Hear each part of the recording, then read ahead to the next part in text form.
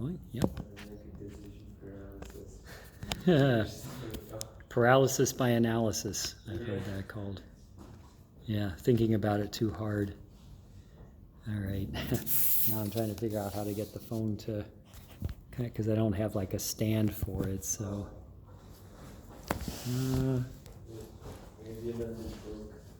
I think I can kind of use the plug as the other support. And then, yeah.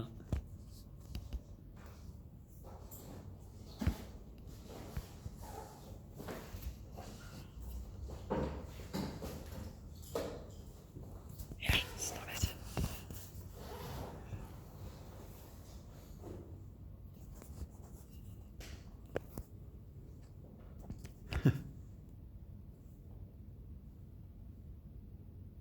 I think that basically is working. Okay.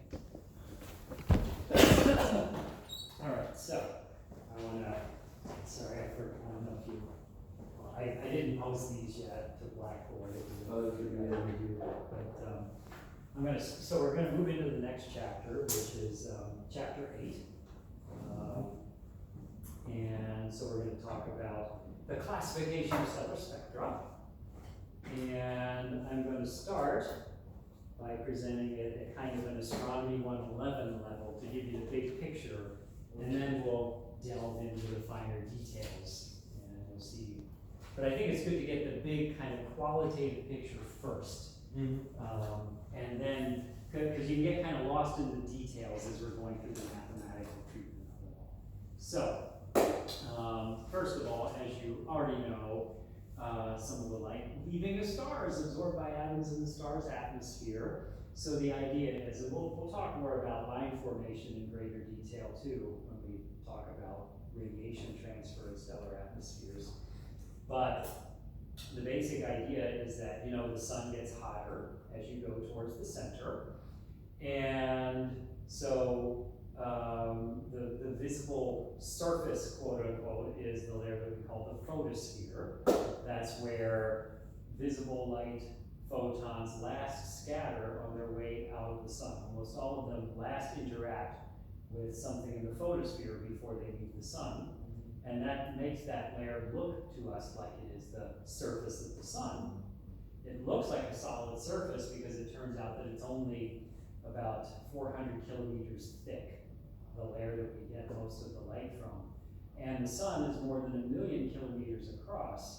So that's right, that's like, you know, if you drew the sun with a pencil, the photosphere is thinner than the line you'd be drawing with the pencil. So it gives the impression that the sun has a sharply defined solid surface, but that's just an illusion.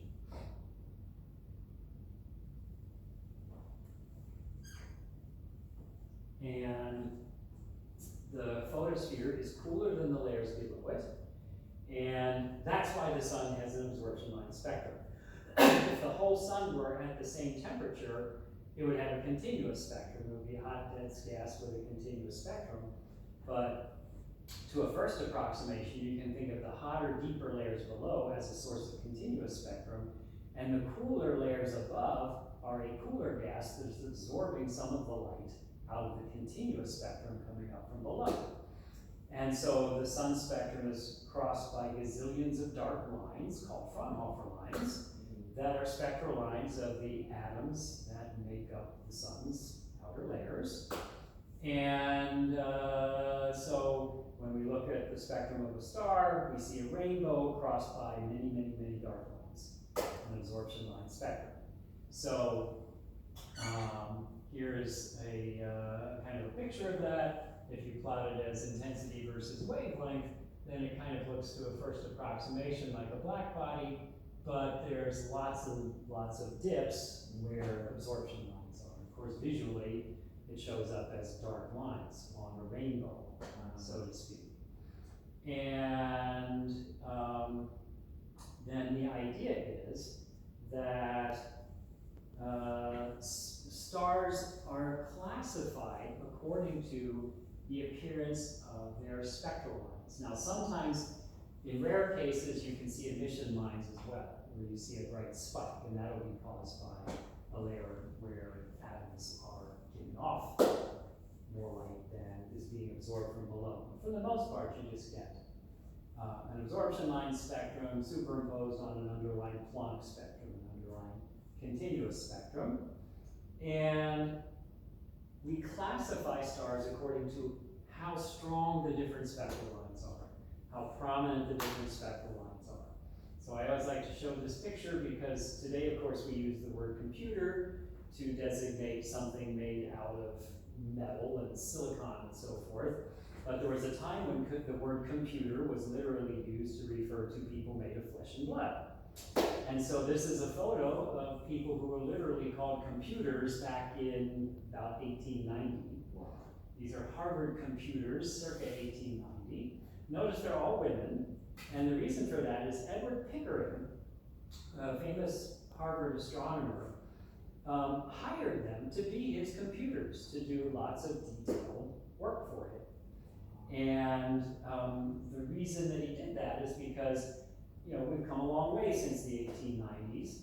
In the 1890s and into the early 20th century, Harvard would not allow a woman to be a professor no matter how talented she was. And Harvard certainly was not alone in that. But Pickering recognized that there were these talented women who could be given the opportunity to do astronomical research. And so he gathered a bunch of them around formed a group around himself and employed them to do astronomical research. It's terrible, but they were jokingly referred to as his harem, quote unquote. You'd never do something like that today. Yeah. The good news is that even though they didn't get to be professors, we now recognize them for the many fundamental contributions that they made to astronomy. So that's something about astronomy, is that many really important contributions were made by women, even though there was a lot of discrimination in the field of astronomy and in universities against women at the time. Not that it doesn't happen today, but it was much, much worse in the past than it is now. And so this is a famous photograph of them working together, taken around 1890. There's other fun ones too, like there's one at a party, and so on and so forth, like a Halloween party, and it's great. So, here are lots and lots of stellar spectra for different spectral classes. And so I think I've gone over with you the sequence, O, B, A, F, G, K, M, right? So O, be a fine guy / girl, kissy is the mnemonic, but I remember it just by saying Obath Gookum because it is pronounceable. And we now recognize that it is a sequence in temperature, but that was after Annie Jump Cannon rearranged it when she recognized that it's really a sequence in temperature. At first, they were just classified according to the strengths of the hydrogen lines. Oh, okay. And spectral class A stars have the strongest hydrogen lines. Notice here's the hydrogen beta line. Here is the hydrogen alpha line. Notice that the line is deeper, darker in spectral class A0 than it is at other spectral types. So at first, class A stars were the ones with the strongest hydrogen spectral lines, class B next. Then there was a class C and a class D and so on and so forth. It went, deep into the alphabet. I don't know how far it got. Annie Jump Cannon recognized that we should be looking at more than just the hydrogen lines, and she eliminated some of the old designations like C and D and so forth, and rearranged the other ones into a more logical sequence, which was then later determined to be a temperature sequence. Wow. And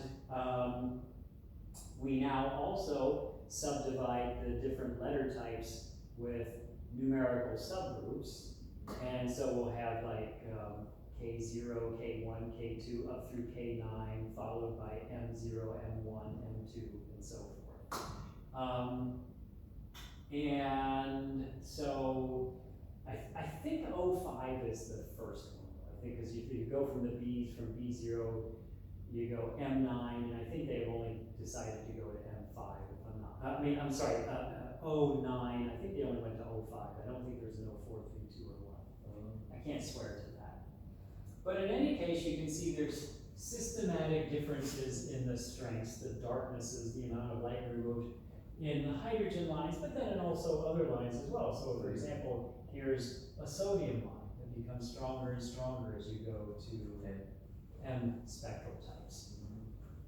And so this is basically saying what I just did. Stars are classified according to the appearances of their spectra. At first, people made the natural assumption that if a star had stronger hydrogen lines than another star did, then that must mean that it has more hydrogen in it as its total mass fraction than the one with weaker hydrogen lines. But that turns out not to be the case. The strengths of the various spectral lines, they are determined by how much of the element there is. Certainly a star with more sodium in it, all else being equal, will have stronger sodium lines. But the primary determinant of the strengths of the spectral lines, particularly for the abundant elements, hydrogen and helium, the primary determinant, as we will see in detail, is the star's temperature. And as you know, the full sequence is OBAC Cocom, the sun is type G2 in that designation. General trends, the hottest stars have weak absorption by hydrogen and helium lines, so those are type O stars. In the middle, you get strong hydrogen absorption lines, types A and F still has fairly strong hydrogen lines. The coolest stars start to show absorption by quote-unquote heavy elements or metals, because to an astronomer, if it ain't hydrogen and it ain't helium, it's a metal. And the coolest stars actually are cool enough in their atmospheres that some molecules are able to form. Like, for example, titanium oxide turns out to be highly refractory, can survive to relatively high temperatures. And so cool M stars have molecular bands in their spectrum caused by molecules like titanium oxide. The sun, there's not a single molecule that can survive at the sun's surface temperature. But for M stars, you do start to get some molecules. Yeah, because I think titanium has like a melting point of 3,400 Kelvin. Yeah, and of course that would be for the metal titanium, but its compound titanium oxide is also, it's a very stable molecule. It's very hard to dissociate, and it's very strongly bound. How cool is the coolest star? You get down to, like here it's saying M5 is like 3240. So you get down to roughly 3,000 Kelvin on the spectral sequence. I mean, that's still pretty hard. Oh yeah, it's still hot by human standards, but as stars go, yeah, it's only 3,000 Kelvin here. I need my stellar sweater. Yeah. And then you can see the O5 stars, 45,500 Kelvin. So the hottest stars like 50,000 Kelvin. Something like that, yeah. Maybe it does go above O5, I'm not sure, because I've heard like 50,000 Kelvin. I'm not sure, I should look that up. Every time I'm always like, I need to look that up, and I never do, because, you know, so. There's so many other things. Yeah, there's so many other things, and I forget that I wanted to look that up. So, here's kind of a general overview for various species of how the spectral line strengths depend on temperature. So the hydrogen line strengths peak at around spectral class A0 in a star like the sun, spectral type G2, they're relatively weak. Yeah. And again, at first that was taken to mean that A stars have a lot more hydrogen by mass in them than G stars like the sun. Turns out no. All stars have roughly similar, all normal stars have roughly similar compositions, especially in terms of hydrogen and helium. So then the Roman numerals refer to the weird astronomical convention for naming ionic species, where a neutral atom, you either don't put anything next to it or you attach a Roman numeral 1 to it. So helium-1 is neutral helium. Helium-2 is helium with 1 electron removed. So first ion. Yeah, the first ionized state is helium-2, helium-3, both electrons removed, the second ionization level.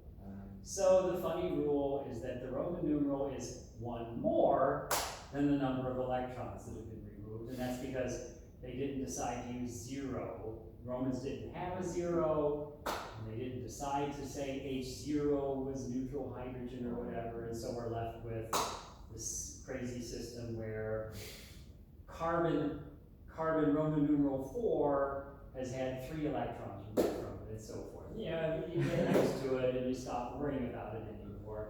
And so each generation has to poison the minds of the next one. So I'm hereby poisoning your mind with this funny designation for ionization states. This is really funny. We have Yeah. like reversed axes. We have the reversed axes for No magnitude. No zeros in time. No zeros for the ionization states. We use a 1 to be neutral atoms. Whereas those silly chemists would call it like, calcium 3+ to mean triply ionized calcium. No, to us that's calcium Roman numeral 4. Whatever. But do notice that different ionization states have different dependencies. Like for example, neutral calcium, the lines become stronger as you go to lower temperatures. Singly ionized calcium, the line strength peaks somewhere in the K spectral range. Notice that the sun, this is saying, has stronger ionized calcium lines than it does hydrogen lines. We're actually going to do a calculation that shows that despite that fact, ionized calcium is way less abundant in the sun than hydrogen is. It's just that hydrogen at solar temperatures is not primed to make very strong spectral lines in the visible part of the spectrum. So, here's a reminder of how the hydrogen energy level diagram works. You got the ground state. Lyman series is transitions to and from the ground state. Palmer series to and from the first excited state, n equals 2. Koshland series, n equals 3, and so on and so forth. We normally look at the visible spectral lines, just because those are the ones that we can see, and so when we classify stellar spectra, we look in the visible. We don't bother with ultraviolet lines, for example. And in particular, that means that for hydrogen spectral lines, there are 4 of them that are in the visible part of the spectrum, and we can see the ones in the ultraviolet too for this, and so those could be used as well. They follow the same pattern. But anyway, hydrogen alpha, beta, gamma, and delta are the red, turquoise, and blue, indigo, purple, whatever you want to call them, lines, corresponding to the 3 to 2, 4 to 2, 5 to 2, and 6 to 2 transitions. Now this is Cecilia Payne-Gaposchkin, who in 1925 published her PhD thesis, widely considered to be the greatest PhD thesis ever produced in astronomy, because this graduate student, that's not a graduate student here, but she was Cecilia Payne at the time, and later she married Sergei Gaposchkin. Cecilia Payne-Gaposchkin, I think I mentioned it to you guys before, yeah. So she used thermodynamics to show that, in fact, the strengths of the spectral lines of hydrogen is actually due to differences in temperature, not to differences in composition. She figured out the actual sequence behind the. Yeah, she figured out why the spectral line strengths vary with temperature. That was already known. They could measure the surface temperatures of the stars using things like, the color of the star, or you could measure where the peak of the emission was. So it was already known that the spectral sequence was a temperature sequence.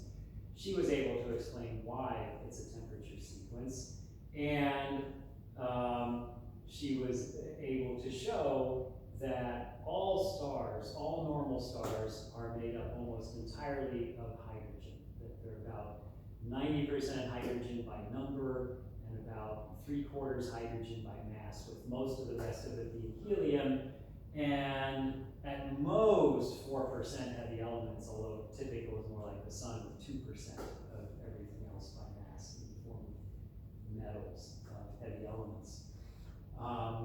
That's a pretty good thing to show when you're a graduate student, that most of the ordinary matter in the universe is hydrogen and helium. That's a pretty fundamental discovery to have made.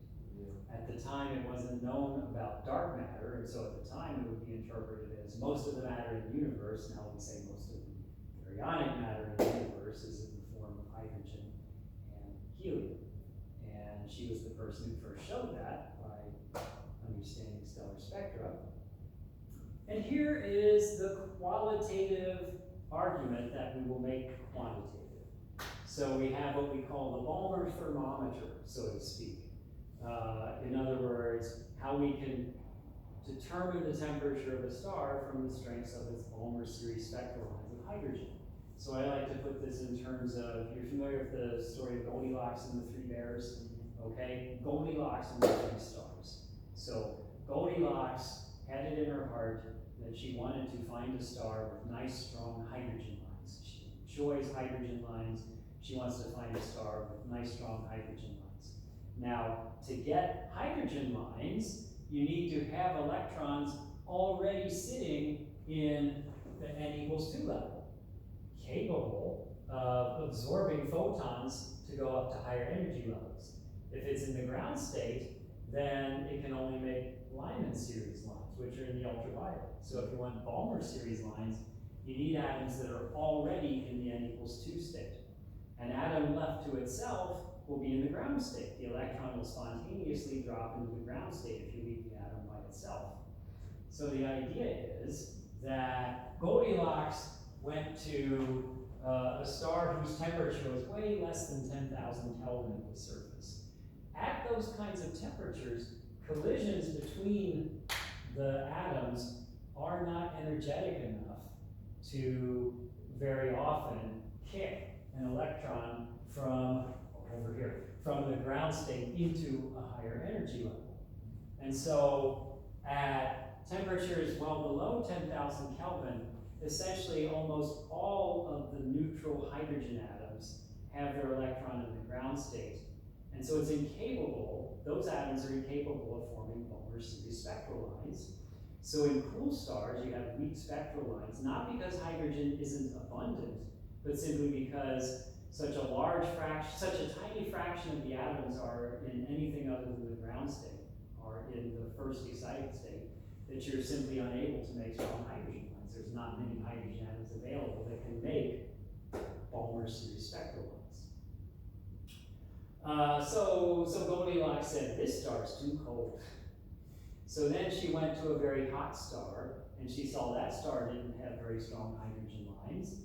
And the reason for that is, at temperatures well above 10,000 Kelvin, the atoms are moving so fast that typically collisions ionize the hydrogen. They strip the electrons completely off the hydrogen. Hydrogen at temperatures well above 10,000 Kelvin is virtually entirely ionized. There's no electron bound to the nucleus in those atoms. They're not even atoms. They're just free protons and free electrons. You can't make Balmer series spectral lines if you don't have atoms to begin with. But then she went to a star around 10,000 Kelvin and she found that it was just right in terms of that temperature is what maximizes the fraction of the atoms that are sitting in the n=2 state able to make Balmer series spectral lines. So that's the happy medium between so cold that hardly any atoms are in the n=2 level, and so hot that hardly any atoms even have an electron. They're not even atoms in terms of hydrogen. 10,000 Kelvin is just right. Now, as we'll see, even at 10,000 Kelvin, it's a very tiny fraction of them that are able to make hydrogen Balmer lines, because even then, a very tiny fraction of them are up in n=2, but it does optimize the number of atoms that have n=2 starting with, so that they can make Balmer series spectral lines. What questions do you have?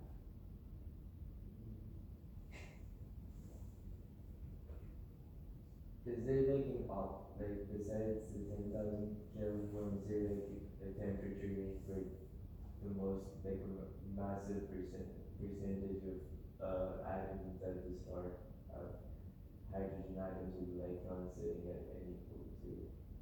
At n=2. Yeah. So that's what we're looking for. Well, there's no situation where a lot of them have n=2, because see, the thing is as we'll see, the higher the temperature gets, the larger the fraction of the neutral atoms that are in n equals 2.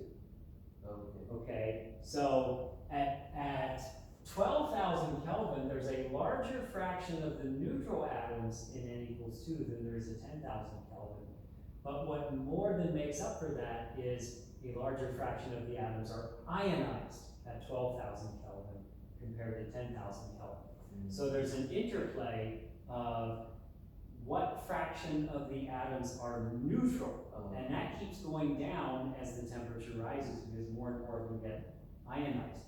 As the temperature rises, of the neutral atoms, a larger and larger fraction are in n equals 2. But when you multiply those things together, you get a maximum at around 10,000 Kelvin. If I increase the temperature, a larger fraction of the neutral ones are in n equals 2, but that's more than made up for by the fact that you are losing neutral atoms to begin with because of increasing levels of ionization. I see. So it's like a constant increase in both quantities. That's why you. And it's a happy medium, so to speak. And so as we'll see, when we combine the so-called Boltzmann and Saha equations, so again, kind of looking ahead, this shows the fraction of atoms that are in the n equals 2 state divided by the number that are in the n equals 1 or the n equals 2 state. So the fraction of neutral atoms, because n equals 3, 4 is going to be pretty small. Yeah. So the fraction of neutral atoms, so notice this keeps rising. It's still tiny for 10,000 Kelvin. It's still tiny. It keeps rising and rising and rising. However, this is the fraction of ionized hydrogen as the fraction of the total atoms.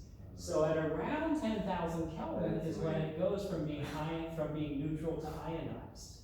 Wow. And so essentially what happens then is when you play those two things together, you get an ideal temperature just a little below 10,000 Kelvin where you hit the sweet spot. I see. Yeah, because you start going above 10,000 Kelvin and this starts to fall because everybody's getting ionized very rapidly. Yeah, and the increasing the number of atoms in N2 state isn't that high.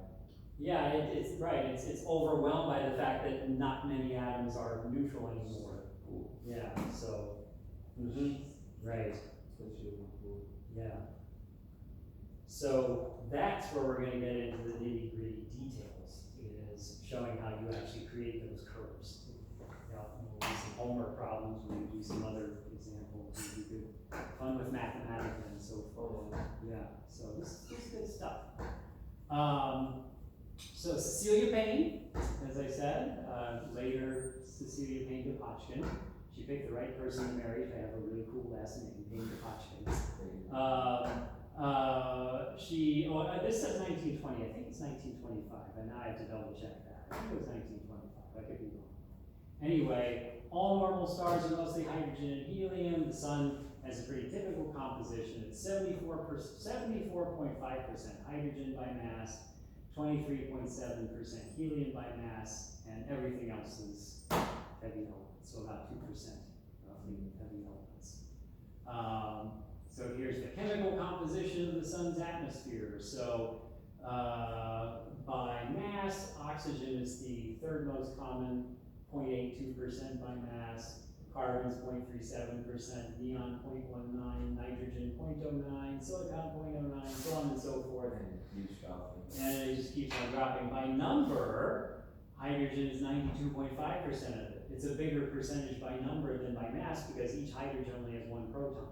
So if I had, say, a proton, if I had 50% by number hydrogen and helium, most of the mass would be in helium because each helium is about 4 times as massive as a hydrogen is.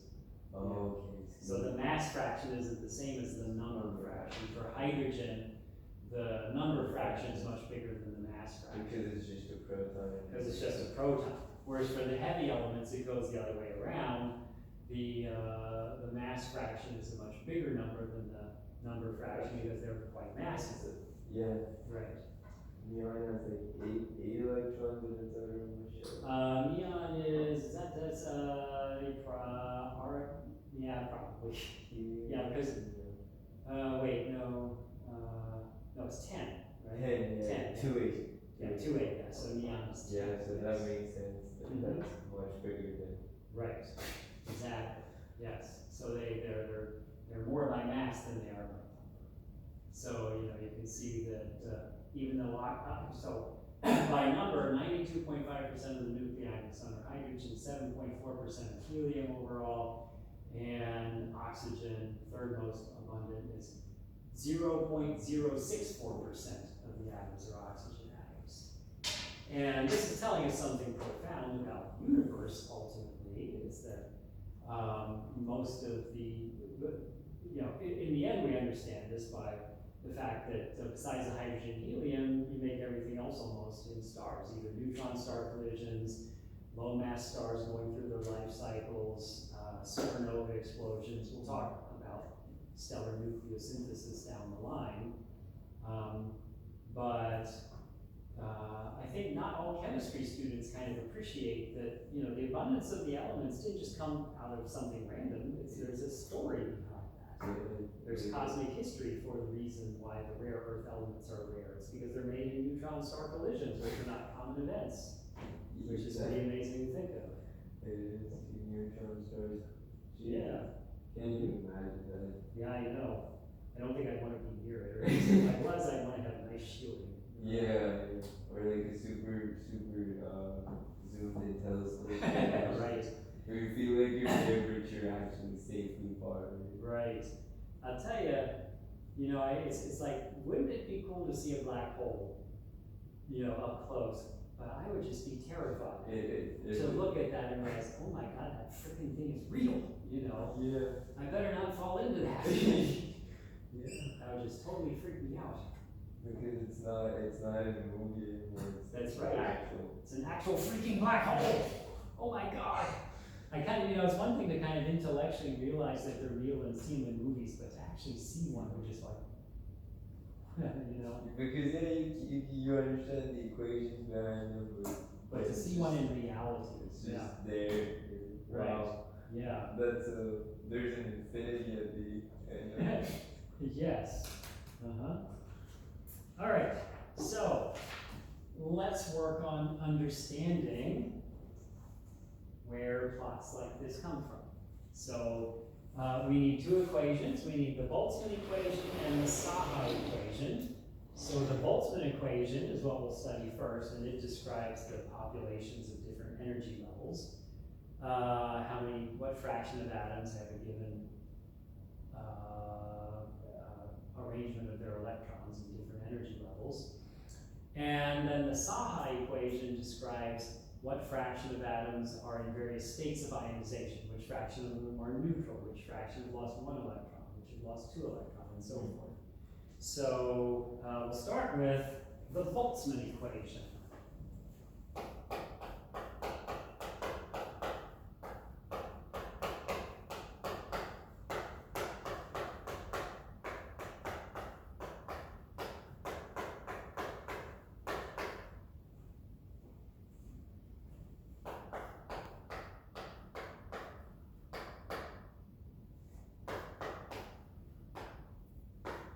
Describes the fractions of a given atomic species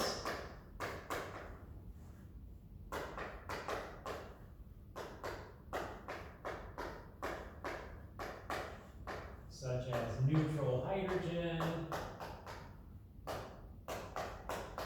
or doubly ionized carbon. That's what I mean by atomic species.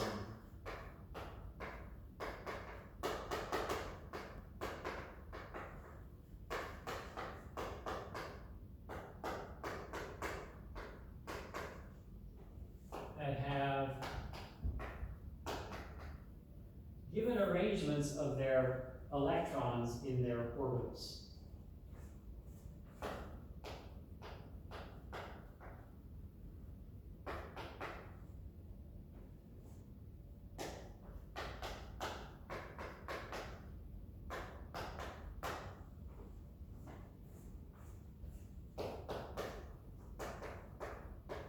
And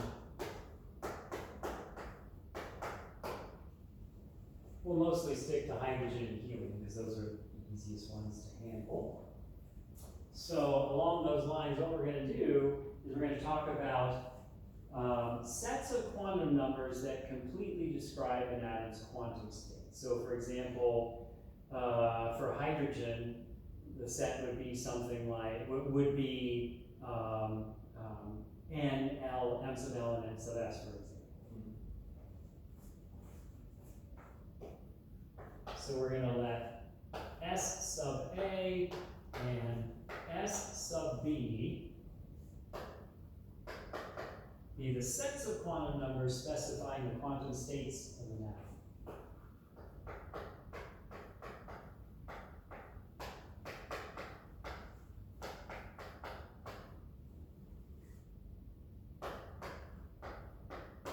I'm specifying two quantum states of an atom, state A and state B.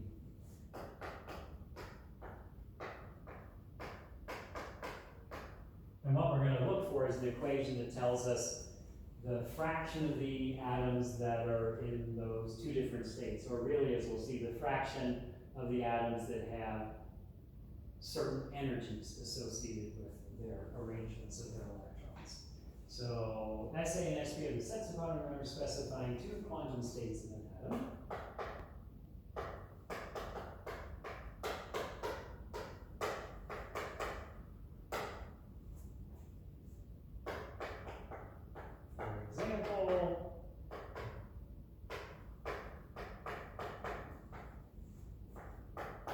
Hydrogen, SA and SP could be two sets of values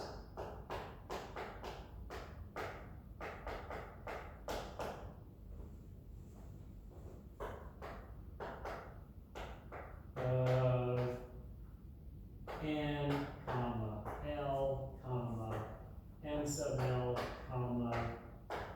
M sub S. So I know N, I know L, I know M sub L, and I know if the spin is up or down, plus or minus a half. You mean like that data we made the diagram? Yeah, when we made the tree diagrams, right, the leaves at the end were what we're talking about here. Like this would, for this, the two sets would be 1, 0, 0, minus half? Yeah, so yeah, right. So in other words, we have 1, 0, 0, minus a half, and another one could be 2, 1, minus 1, plus a half, or something like that. Yeah, those are just anything that could be the final leaf on one of those diagrams is what we're talking about. The final leaf. Yeah, right. Anywhere, if we know all four of these, that's what I'm talking about. The specific state I have to tell you what is N, what is L, what is M sub L, what is M sub S. So A is one of the states, B is the other state, and S of A is this set of numbers for state A, and S of B is that set of numbers for state B. And we're going to let E sub A and E sub B be the energies of those two states.